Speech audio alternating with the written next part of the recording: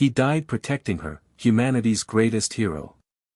They say some doors should never be opened. Some names should never be spoken.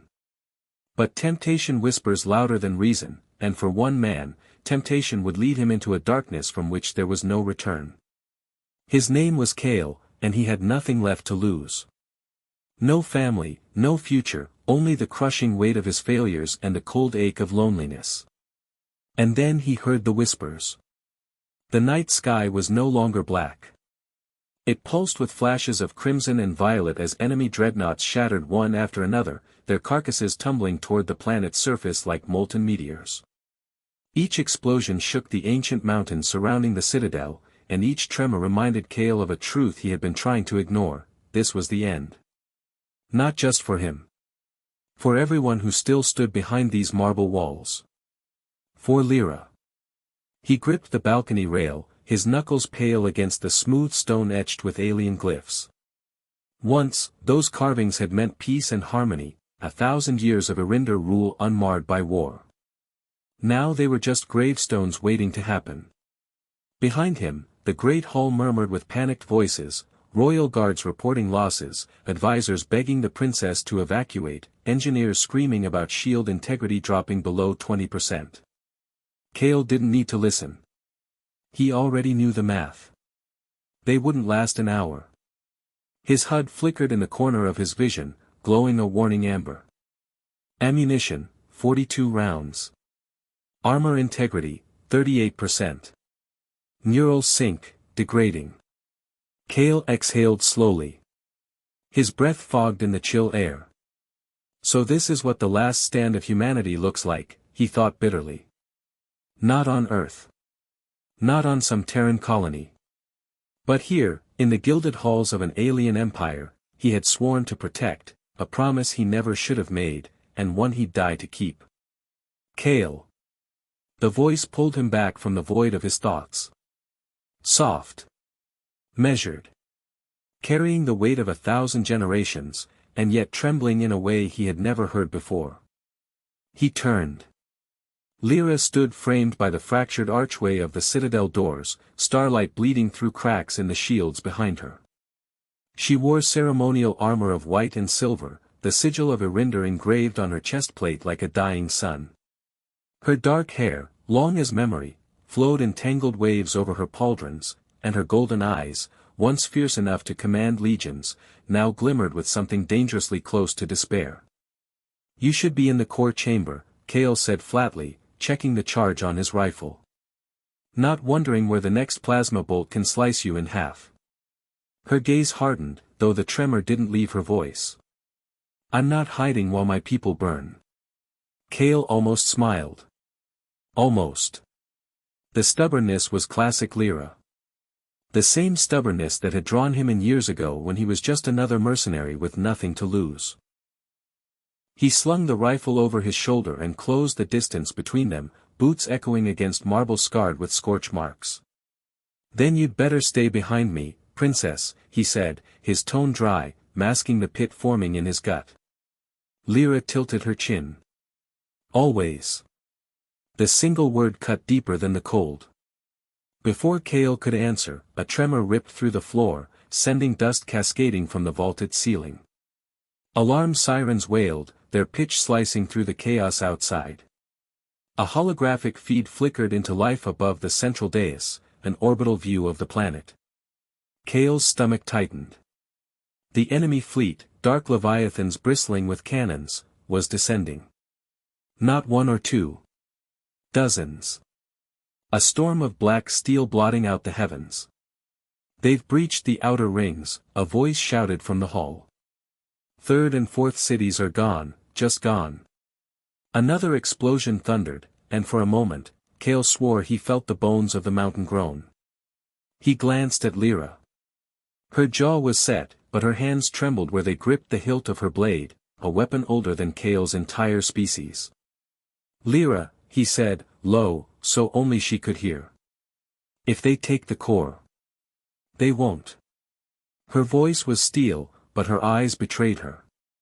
Cale didn't push. He couldn't. Because he'd seen what happens when you let hope die, and he wouldn't let that happen to her. Instead, he keyed his calm command, "This is Kale. Initiate phase black." I repeat, phase black. There was a pause, then static cracked confirmation, "Understood." Phase black engaged. The Citadel's lights dimmed as energy rerouted to the shield grid.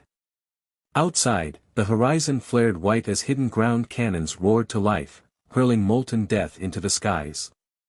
It wouldn't stop the enemy for long. But maybe, just maybe, it would buy them time. Kale turned to Lyra. "We move. Now." "Where?" "To the spire," Kale said grimly. "If they want the core, they'll have to go through us." If you enjoyed this story, don't forget to like, share, and subscribe for more epic HFY tales. The corridors of the Citadel stretched like veins through the mountain, glowing faintly with bioluminescent veins embedded in the stone, a relic of some ancient Irinder magic Kale never understood. As they ran, the sound of distant detonations grew louder, closer, until the walls themselves vibrated like a drumbeat of doom. Kale led the way, rifle ready, every sense burning. His mind raced, not with fear, but with calculation. Entry points. Kill zones. Timing. If I can bottleneck them in the East Passage, maybe I can hold them long enough for Lyra to reach the core. Long enough for her to live. But even as he planned, another thought wormed its way in. A memory, sharp as broken glass. Lyra, years ago, standing under the twin suns of Irinder Prime, smiling at him like the universe wasn't on fire. Whispering words he swore he'd never forget. "Stay with me, Kale. No matter what." He had stayed. God help him, he had stayed. And now, it was going to kill him. The roar of distant artillery echoed faintly through the night sky, but Kale barely heard it. His mind was somewhere else, years back, on a day that seemed like another lifetime. He remembered the first time he saw Lyra. It was on Tirith Prime, an emerald world orbiting twin suns, a planet of towering crystalline spires and cascading rivers of light. Humanity had come as ambassadors then, not warriors. Kale had been a soldier even then, but his duty was honor-bound, to protect diplomats, not wage war. He stood in formation on the landing platform, visor gleaming, the standard issue pulse rifle slung over his chest, when she descended the ivory steps of the Citadel of Glass. Lyra, heir to the Kothari throne, had eyes that shimmered like the oceans of his own homeworld, Earth, yet they held something far older, wisdom beyond her years. Her skin glowed faintly in the sunlight, not like paint or artificial luminescence, but like living starlight captured in flesh. She walked with the grace of a queen, but when she spoke, her voice was soft, curious. "You are human?" she asked, her words tinged with wonder. Kale remembered stiffening at attention, every instinct screaming protocol, but something in her tone disarmed him. "Yes, Your Highness," he had replied, his voice steady, though his heart was hammering like a railgun. She tilted her head, studying him as if he were a puzzle no one had solved before. Then, she smiled. It wasn't the polite smile of a ruler greeting a foreign soldier, it was real. Warm. Almost mischievous. "Then tell me, human, why do your kind always wear such heavy armor? Are you afraid of the wind?" The Kothari delegation behind her had gasped at her forwardness, but Kale only chuckled, breaking his own rigid formality. "Maybe," he'd said. "But where I'm from, the wind can cut through you like a blade." That made her laugh. A sound like music, not the sterile harmony of ceremonial choirs, but something alive, something that belonged under open skies. That moment had stayed with him. Through every battle, every scar, every night spent wondering why he fought this endless war, he remembered her laugh. The friendship that shouldn't have been.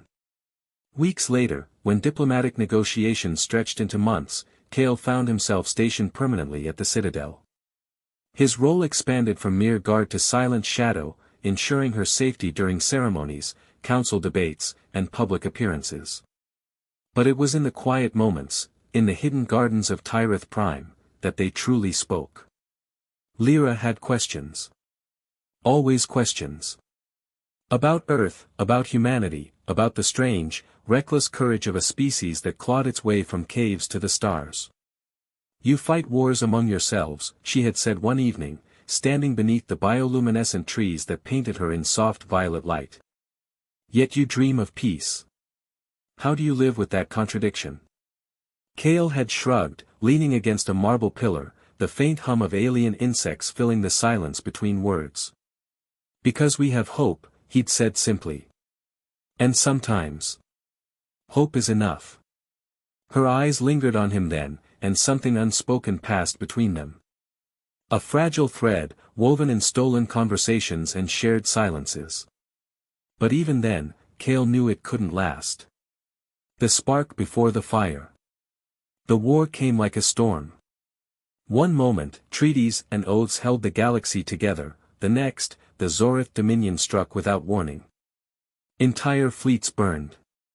Worlds vanished in oceans of fire. Humanity, new to the galactic stage, was unprepared, but they fought. Cale was called back to the front. He expected never to see her again. Until she appeared on the battlefield of Dalros IV, when the skies burned crimson and the rivers choked with ash. She wasn't the princess he remembered, cloaked in silks and starlight. She was a commander now, armored in the living metal of her people, her blade singing as it carved through enemy ranks. When he saved her life that day, dragging her from the wreckage of her shattered gravbike, something changed. The fragile thread between them became an unbreakable chain. The promise that bound them. That night, as the remnants of their forces huddled in the ruins of a dead city, Cale made her a promise. If you fall, I'll stand, he said quietly, his hand resting on the hilt of his blade. If every star in this cursed galaxy goes dark, I'll still fight for you. Her gaze met his, fierce and unyielding. And if you fall, human, she whispered, I will burn the heavens to bring you justice. Neither of them knew then what that oath would cost. But now, standing on this dying world, with the night sky ablaze and death closing in, Cale knew the debt was his to pay. The memory faded like smoke. The present slammed back into focus. The outpost shuddered under another distant impact. Cale blinked hard, forcing the ghosts of the past aside. There was no time for memory. No room for longing. Only war. He turned toward Lyra. She stood near the comms console, her face pale in the glow of failing lights, but her eyes, they were the same as the day he first met her. Bright. Defiant. And for the first time in years, Cale allowed himself a small smile. I kept my promise, he thought. Now let me keep it to the end. Cale's boots crunched softly against the ancient metallic floor as he followed Lyra down the narrow corridor. The alien princess walked ahead, her silver robes brushing the ground, glowing faintly with threads of bioluminescent fibers that danced like captured starlight. Her steps were quiet, but Cale could sense her tension, each stride precise, as if she were holding herself together with sheer will. They had left the Grand Council chamber behind, but its weight still clung to Cale like the gravity of a collapsing star. The counselor's words echoed in his skull, this war will end only with your surrender. Humanity has no place among the stars. Cale clenched his jaw. The truth was bitter, his species had entered the galactic stage like a storm, fierce and unyielding, and now the storm was breaking apart. But surrender? To kneel after everything they had endured? After billions of voices cried out for survival? No. He would not allow humanity to vanish quietly into the dark. Cale, Lyra's voice finally broke the silence. It was soft, melodic even, but edged with something sharp. You didn't tell them everything. Cale blinked, eyes narrowing. What do you mean? She stopped, turning to face him. Her eyes, luminescent pools of turquoise, searched his face with an intensity that made Cale's pulse quicken. The plan you spoke of, there's more, isn't there? Cale exhaled slowly, his breath misting in the cool air. The corridor lights hummed, and for a long moment, neither spoke. Finally, He stepped closer, his voice low, almost a whisper. I didn't tell them about the beacon. Lyra's brows furrowed, her alien features sculpted with elegance that even exhaustion couldn't dim. The ancient signal buried on your colony world. Kale nodded. If we activate it, it sends a distress call beyond this galaxy. To the ones who came before, the architects. Lyra's breath hitched, and her voice trembled. Kale, legends say the architects vanished for a reason. If you call them, they'll come, Kale interrupted, steel in his tone. And if they do, maybe, just maybe, we have a chance. Silence fell again, heavier this time. Lyra's gaze softened, but her voice carried a plea. And what if they see you the same way the council does? As a threat to be erased? Kale's chest tightened. He had asked himself the same question 1,000 times. But desperation leaves little room for fear. He took a slow breath and said, almost to himself, then humanity dies fighting, not begging. Lyra flinched, her eyes glistening with something unspoken, fear, sorrow, maybe both. For a fleeting second, Kale wondered what she truly felt about him, about this reckless gamble that could doom them all. Before she could respond, the ship trembled. A low rumble shook the corridor as alarms wailed, harsh and urgent. Kale's instincts roared to life. His hand shot to the plasma rifle slung across his back. Lyra snapped her head toward the ceiling. Boarding pods. They found us. Kale cursed under his breath. The Zalari? She nodded, already pulling a slender blade from the folds of her robes, its edge shimmering with energy. They're not here for me this time. They want you. Kale smirked grimly, chambering a round into his rifle. Then they're about to be disappointed. The corridor lights flickered as the first explosion ripped through the hull. The walls groaned, venting steam, and shadows danced wildly under the crimson glow of emergency strobes. Kale met Lyra's eyes, two beings from worlds apart, standing on the brink of annihilation. And in that instant, Kale realized something deep, something terrifying. This wasn't just about survival anymore. It was about who they would become if they made it out alive. The enemy was here. The war had found them again. And Kale wasn't done fighting. Kale woke to the hum of an alien engine, the walls around him pulsing with faint blue light. His head throbbed with a dull ache, and the weight of his arms told him they were bound. He blinked hard, vision clearing, and saw the strange organic curves of the cell, like being inside the ribcage of a beast. A translucent barrier shimmered in front of him, sealing him inside. Beyond it, two aliens stood guard, tall, armored, and unmistakably Valorians. Their faces were masked with bone-white helmets, their movements precise, predatory. Kale clenched his jaw. Captured. That meant Lyra. Where is she? His voice was hoarse but firm. The guards didn't answer. His mind replayed the last moments before the ambush, shadows splitting from the trees, the flash of plasma, the way Lyra screamed his name before everything went black. He twisted against the restraints, ignoring the burn of the cuffs. They were made of something stronger than steel, humming with a low energy field. No breaking free, not yet. The barrier flickered. A new figure stepped through, taller, draped in crimson robes that glowed faintly under the bioluminescent lights. His face was a tapestry of scars and silver lines etched into dark skin. His eyes burned like molten gold. Lord Serac. Kale had heard the name whispered in every resistance briefing, the ghost story that kept commanders awake at night. Serac was not just a Valerian general, he was a zealot. The kind of leader who turned war into religion. Serac studied Kale like a specimen. Human, he said, the word rolling off his tongue like an insult. You've caused, quite the inconvenience. Kale spat blood to the floor and smiled. Good.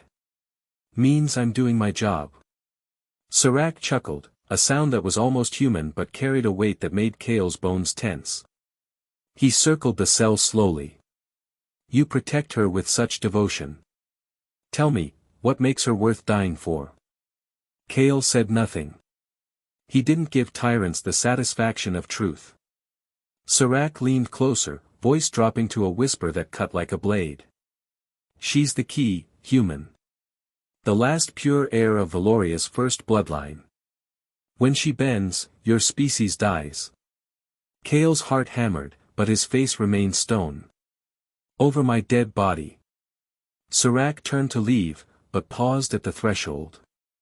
Oh, and Kale. She's not in chains because of you. She's in chains because she chose you. The barrier was sealed again. Silence swallowed the cell, except for the hum of alien power. Kale let his head fall back, closing his eyes. For a moment, despair clawed at him. But then, another voice broke through the fog of his mind. Hold the line, soldier. One more step. One more fight. It was his father's voice. A memory. Flashback, Earth, 10 years ago. Rain hammered the old ranch as Kale sat on the porch steps, blood running from his split lip. His father towered over him, boots heavy on the wood, eyes fierce but not unkind. You think this is pain, boy? His father growled. Pain's waking up tomorrow knowing you quit today. You hold the line. Always. Kale swallowed hard. Even when it's hopeless. Especially then. The memory faded, leaving Kale with a fire that burned hotter than fear. He flexed his hands against the cuffs until skin tore. Blood welled, warm and slick, but he didn't stop. Because hopeless didn't mean defeated. Not yet. Meanwhile, in the Chamber of Thrones, Lyra stood chained beneath the towering sigil of Valoria. Her gown was gone, replaced by ceremonial armor she despised, polished, cruel, forged for those who ruled through fear. Serac's voice echoed through the hall as he addressed the council. Tonight, the princess chooses the path of her people. Or she dies with her human pet. Lyra lifted her head, emerald eyes blazing. Not if I break first. Kale jolted awake in the middle of the night, drenched in cold sweat. The walls of the quarters felt closer than usual, the hum of the ship like a growl in his ears. The dream still clung to him, fire, screams, the void swallowing stars. He had seen this before. Back on Cinder, 7. Back when everything ended. He swung his legs over the edge of the cot and buried his face in his hands. Why now? Why her? He could still feel the heat of Lyra's body pressed against his in the corridor earlier, could still smell that faint floral note that reminded him of a meadow he'd seen once, years ago, before war became his sky and ground. That memory stung worse than any wound. Kale stood and walked to the viewport. Beyond the glass stretched the endless black, stars like frozen tears. For a moment, he wondered if the galaxy ever noticed the little things, like the way humans bled and burned for others, like the way he'd chosen this path long before she ever looked at him the way she did now. Footsteps approached behind him. He didn't turn. Couldn't sleep either. Lyra's voice was soft, almost hesitant. He exhaled slowly. Sleep isn't something I'm good at. She moved to stand beside him, her reflection shimmering in the glass. The faint glow from her skin painted the metal walls in shades of sapphire. You're troubled, she said, not asking, just knowing. Kale let out a bitter laugh. Troubled is putting it lightly. They stood in silence for a long time. The hum of the ship filled the space between them like a heartbeat. Then, without warning, she spoke again, barely a whisper. When this war is over, what will you do? Kale didn't answer right away. His jaw tightened, his fists clenched at his sides. What would he do? Men like him weren't built for peace. They were forged in fire and shattered worlds. And yet, as he turned his head and met her eyes, luminescent, deep pools of hope, he almost believed in the lie of tomorrow. Doesn't matter, he said finally. Men like me don't make it to after. Her breath caught. For the first time since he'd known her, Lyra looked afraid, not of the enemy, not of death, but of something else. Of losing him. Before either of them could say more, the door hissed open. Joran stormed in, face pale, eyes wide. They've breached the outer defense grid. Kale straightened instantly, every trace of vulnerability gone. The soldier was back. How long? Minutes. Maybe less. Kale grabbed his rifle and checked the charge. Get her to the command deck, he ordered. His voice was steel now. Lyra stepped forward. Kale. No time, he snapped, then softened, just barely. Stay alive, Lyra. No matter what. And then he was gone, a shadow swallowed by the red glow of the alarms. But as the door closed behind him, his thoughts were a storm. If this is where I end, let it be worth something. Let her live. Even if it means I don't. The storm breaks. The night had grown colder. Kale's breath curled like smoke as he leaned against the jagged remains of a collapsed wall. His body screamed in protest, each breath a dagger in his ribs, each movement a reminder of wounds both visible and unseen. He had been hunted for days now, moving through shadow and ruin, every step a gamble. Beyond the ridge, the alien city lay silent, cloaked in eerie stillness.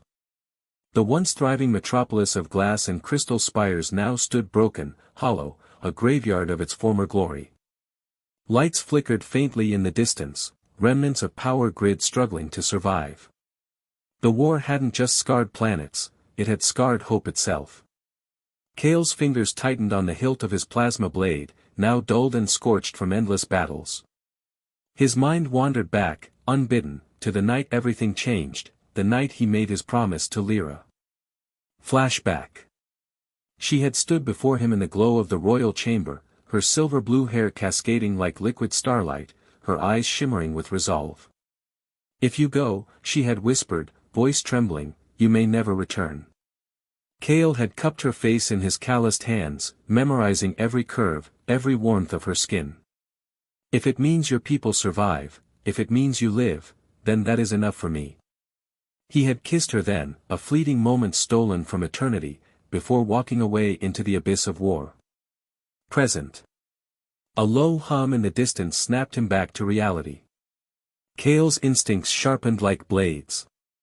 He crouched low, peering into the shadows. The sound grew louder, a rhythmic, throbbing drone of engines. Dread coiled in his gut. Sentinels. The alien war machines descended from the sky like vultures, sleek obsidian shapes glinting under the fractured moonlight. They moved with precision, scanning the ruins with beams of cold white light.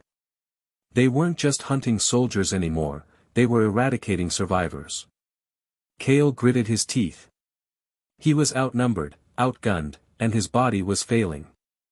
But retreat was not an option. Lyra's words burned in his mind like a brand, you may never return. He checked his ammo, 2 energy cells left for his rifle, 1 plasma charge for his blade. Enough for a fight. But not for survival. As the first sentinel swept closer, Kale melted into the shadows, his breath steady, his heart pounding. The hunt had begun. The message in the machine. Kale's muscles coiled like steel cables as the first sentinel's searchlight slashed across the rubble. The drone's sleek black armor reflected pale moonlight, its sensor arrays glowing crimson like demonic eyes. It hovered soundlessly, an apex predator born of machine and malice. Kale waited. The beam inched closer. His heartbeat slowed, every nerve focused. Then, movement. The sentinel swept past the shattered wall where he crouched, exposing its power core. Kale surged forward with the speed of a striking serpent. The blade ignited in a flash of white heat. One brutal arc, and the machine screamed in digital fury, sparks vomiting from its severed joint. It spun wildly, firing plasma bolts that ripped craters into the earth. Kale dove, rolled, and fired a burst from his rifle straight into the exposed core. Boom. The explosion rocked the ruins, heat washing over him like a firestorm breath. But there was no time to savor the kill. 2 more sentinels descended, their engines wailing like metallic banshees. Kale ducked behind a cracked column as bolts of searing blue carved the night. Concrete vaporized. His cover wouldn't last. He jammed a trembling hand into his belt pouch, fingers closing on his last charge. 1 shot. 1 chance. He glanced at the fallen sentinel, smoke curling from its corpse. Something glimmered faintly amid the wreckage, a shard of glass, no, a data crystal lodged in the machine's control node. Kale's breath hitched. He snatched it up, pressing it to his wrist interface. The screen flared, and then, her voice. Kale, the sound was faint, broken, but unmistakable. Lyra's voice flowed through the static like the whisper of stars. His heart stopped. If you find this, it means I'm alive. They've taken me to the Obsidian Spire. Don't stop. Don't give up on me. Kale's world tilted. For weeks he believed she was dead, another victim of the Empire's purge. But this was hope, raw and blazing, flooding his veins like fire. A sentinel screeched overhead, dragging him back to the brutal now. He slid the crystal into his armor, teeth bared in defiance. The spire. That's where she is. That's where this ends. Energy bolts rained down, pulverizing the ground where he stood. Kale broke into a sprint, dodging fire and leaping over twisted metal. Behind him, the ruins erupted in flame. Ahead, the storm of war loomed, and at its heart, a chance to save the only thing that still mattered. He whispered to the wind as he ran, voice ragged but unyielding. Hold on, Lyra. I'm coming. Into the spire. The obsidian spire rose like a spear of darkness, stabbing the sky. Black metal plates overlapped like the scales of some ancient beast, drinking in the stormlight. At its pinnacle, blue lightning danced between jagged antennae, feeding power into the Empire's war engines. Around its base, massive gates sealed a world of horrors within.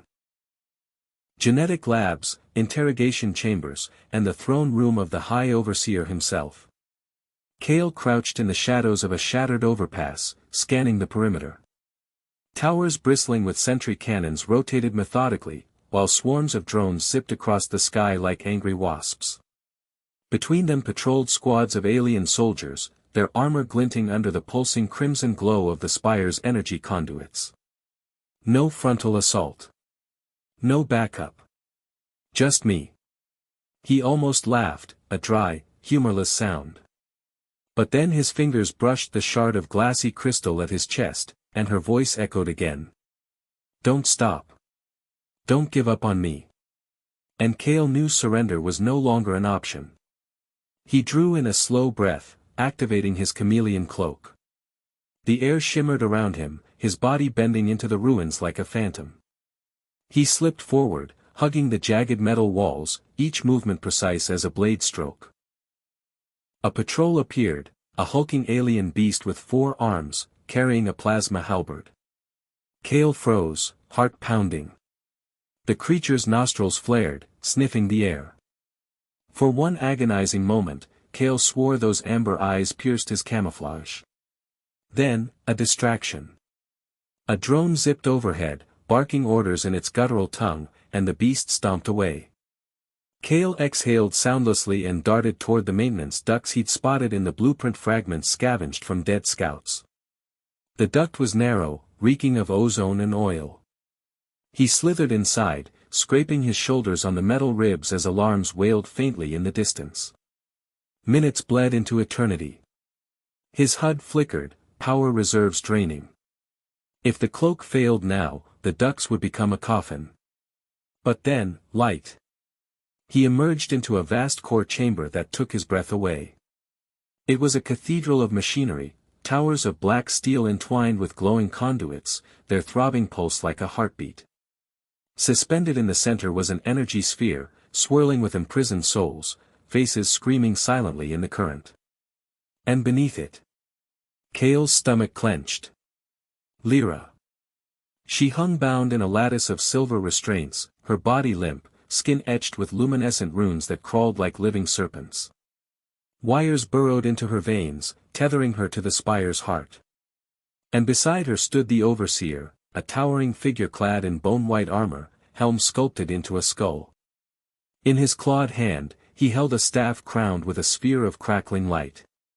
Kale gripped his blade so hard his knuckles whitened. Rage surged through him like wildfire.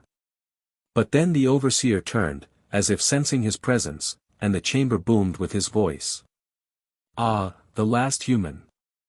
I wondered how long before you crawled to me. Come then, Kale. Come die for her." Kale's pulse roared in his ears. He stepped from the shadows, cloak shattering like glass.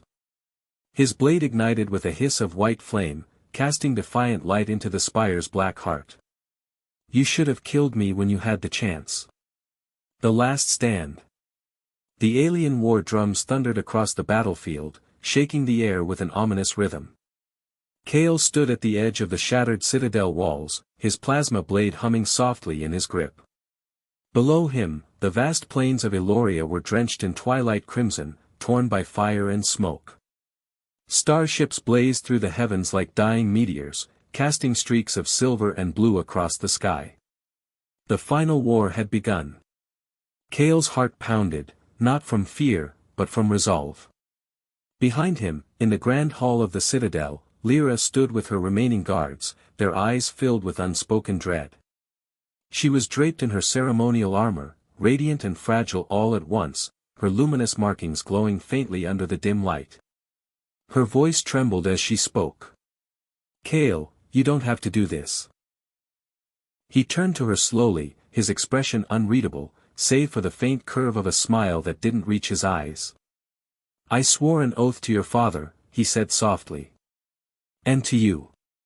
Lyra stepped forward, gripping his arm, her tears catching the light like shards of crystal. "If you go out there, you'll die. They will tear you apart." "Maybe," Kale admitted. His gaze drifted beyond her, past the hall, to the broken horizon where the enemy army gathered like a tide of darkness. "But if I don't, they'll tear everything apart, your people, your home, you." A silence hung between them, heavy and aching. Then, without warning, Lyra closed the distance and pressed her forehead to his chest, clinging to him as though by sheer will she could anchor him to this moment, to her. Kale let out a slow breath and gently placed his hand on the back of her head. For a heartbeat, the war ceased to exist. Then the earth trembled as the first wave of enemy artillery struck the outer gates. The moment shattered. Kale pulled away, his eyes hardening into steel. "Stay alive, Lyra. No matter what happens to me, you live. Promise me." Her lips parted, but no sound came. Her breath hitched, and finally, in a broken whisper, she said, "I promise." Kale gave her one last look, the kind of look that carved itself into eternity, and then he turned, marching toward the gates. His silhouette framed by firelight, he looked every bit the legend that the future would write about, a single man walking into the jaws of doom, not for glory, but for love and duty. Outside, the alien horde surged, their metallic banners gleaming under the blood-red sun. Kale stepped forward, lifting his plasma blade high, and the world seemed to hold its breath. He activated his comlink to the Allied forces, his voice calm and steady. "Alpha Command, tell them this is where we make our stand." And with a roar that split the heavens, Kale charged into the storm. The sacrifice and the legacy. The battlefield burned like a dying star. Explosions tore through the twilight skies as Kale carved his way through the alien horde, his plasma blade glowing like a shard of the sun. Every strike was precise, fueled not by rage but by an unbreakable resolve. The enemy fell before him like waves breaking on stone, but for every one he felled, 10 more rose in their place. The alien warlord, a towering beast of obsidian armor and writhing tendrils, advanced from the rear lines. Its eyes glowed with malice as it raised a warhammer the size of a shuttle, the weapon humming with dark energy. Around them, soldiers of both sides faltered, sensing that the endgame had come. Kale stood alone in the center of the chaos, bloodied but unbroken. His comm link crackled with desperate voices. Kale! Pull back. The gates are lost. Command says we evacuate now, Kale, do you copy? He ignored them all. His gaze locked on the warlord. For a heartbeat, the world narrowed to that single towering figure. The embodiment of everything that threatened Lyra, her people, and the fragile hope they still clung to. The warlord laughed, a guttural sound that shook the ground. You think you can stop the tide, little human? It hissed, its voice like molten iron. Kale gripped his blade tighter, his breath ragged. Not the tide, he said softly. Just you. Then he charged. The clash was cataclysmic. Sparks erupted as plasma met dark steel. Kale ducked under a swing that could have shattered mountains, driving his blade deep into the warlord's side. The creature roared, backhanding him with such force that his armor shattered and he was hurled across the scorched earth. Pain screamed through his body, but he rose, staggering, broken, but relentless. Behind him, the citadel gates groaned and began to collapse. Lyra stood atop the walls, watching in horror as Kale fought like a man possessed, knowing, he would not survive this. And then, he made the choice. Kale glanced at the energy core embedded in the warlord's chest, a pulsating nexus of alien power. He knew what had to be done.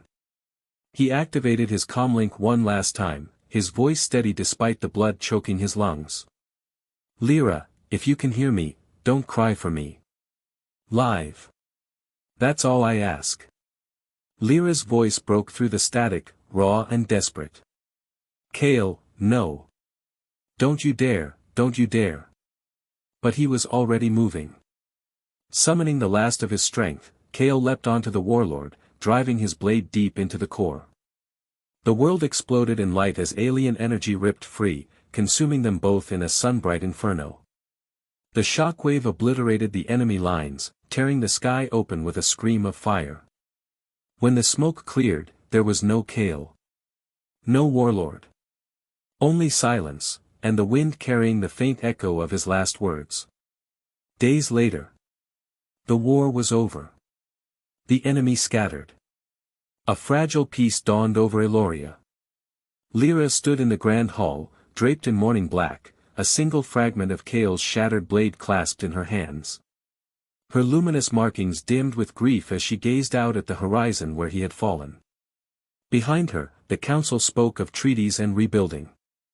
They called Kale a hero. A savior. Songs would be written. Statues carved. But for Lyra, no monument could fill the silence he left behind. She walked to the citadel balcony, the evening sky painted in hues of gold and violet.